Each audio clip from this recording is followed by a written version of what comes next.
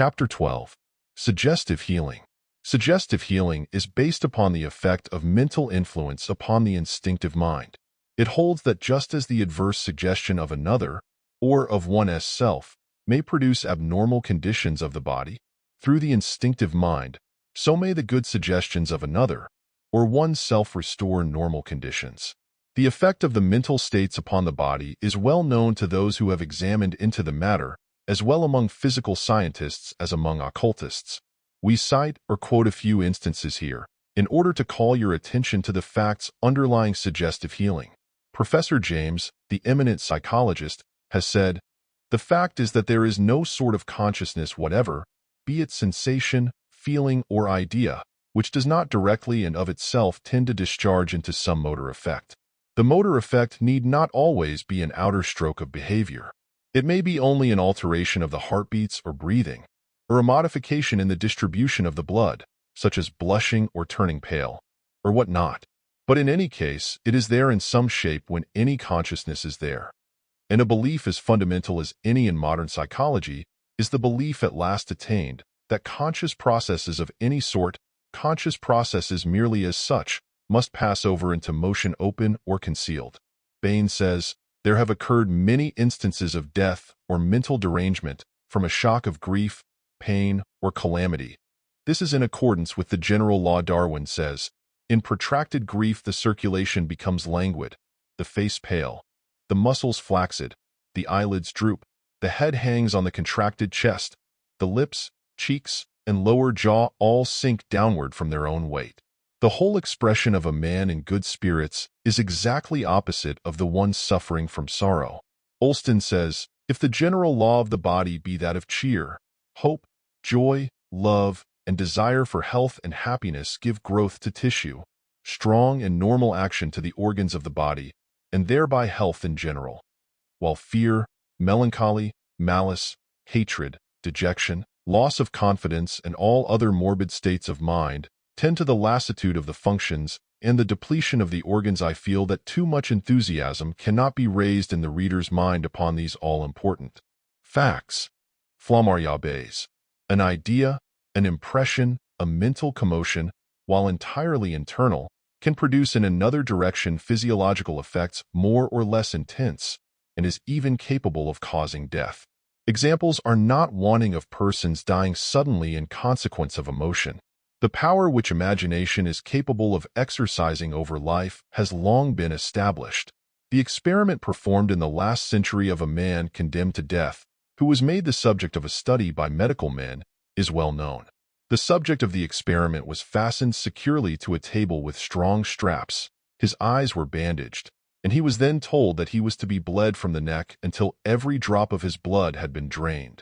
After this, an insignificant puncture was made in his skin with the point of a needle, and a siphon arranged near his head in such a manner as to allow a stream of water to flow over his neck and fall with a slight sound to a basin placed on the floor.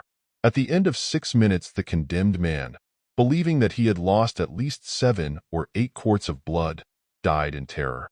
Maudsley says, "Emotion may undoubtedly favor, hinder, or pervert nutrition, and increase, lessen, or alter a secretion, in doing which there is reason to think that it acts, not only by dilating or contracting the vessels through the vasomotor system, as we witness in the blush of shame and the pallor of fear, but also directly on the organic elements of the parts through the nerves, which, as the latest researches seem to show, end in them sometimes by continuity of substance.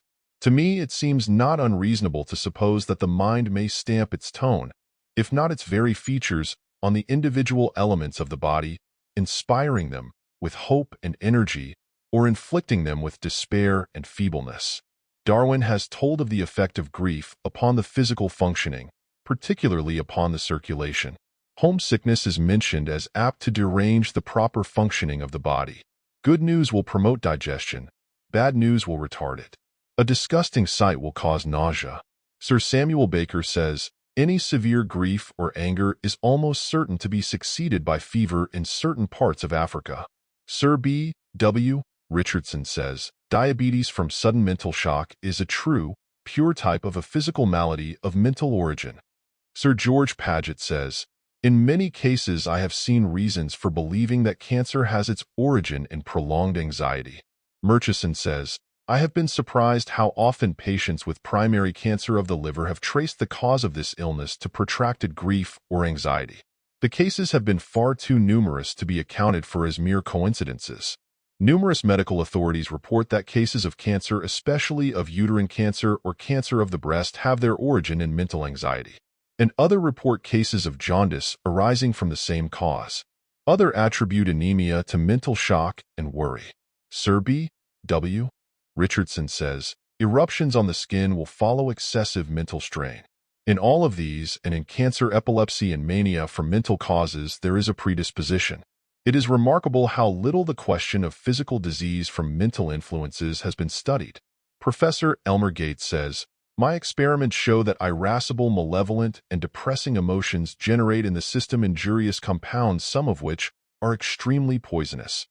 Also, that agreeable, happy emotions generate chemical compounds of nutritious value, which stimulate the cells to manufacture energy.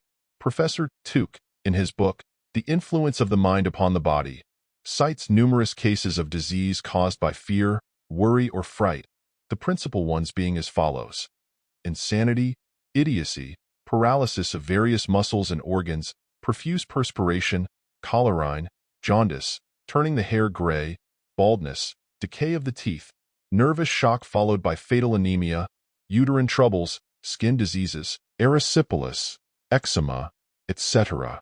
The same authority remarks upon the effect of fear in the spread of diseases, particularly contagious diseases. Cholera epidemics are believed to have been largely due to the fear of the people in former times. Professor Mosso claims that fear causes St. Vitus dance, scurvy, epilepsy, etc.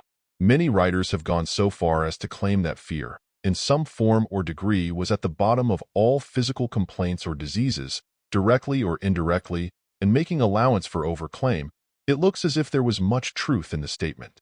In view of the preceding, it would appear that any method of relieving or driving away fear would have a great effect in the curing of disease. And such is the case. Nearly all forms of psychic healing create a new mental atmosphere and condition in the patient. Fear is replaced by confidence, courage, fearlessness, hope, and the physical results follow. The axiom of suggestive therapeutics is, thought takes form in action, and as a man thinketh in his heart, so is he. But not only may the entire system be benefited by general suggestion, but particular organs may be strengthened and caused to again function properly by well-directed suggestions. The instinctive mind takes up the suggestions passed on to it, and they take form in action. The very cells of the body respond to suggestion through the instinctive mind, and every part, organ, nerve, and cell may be strengthened and stimulated into proper action in this way. The practice of suggestive therapeutics has proven quite popular among physicians of late years, and is destined under one form or another to rapidly increase in popular favor in the future. Many physicians give what are called masked suggestions, by which is meant suggestions given in connection with some material remedy, the patient being told positively that the drug or treatment will do thus and so, and the suggestion being repeated in different forms until the mind of the patient confidently expects the stated results, and the thought takes form in action. No matter how the suggestion is given, it is still suggestion. In the succeeding chapters, we shall give special directions regarding this form of treatment, which will give one a better working knowledge than a book full of mere general remarks. Study them carefully.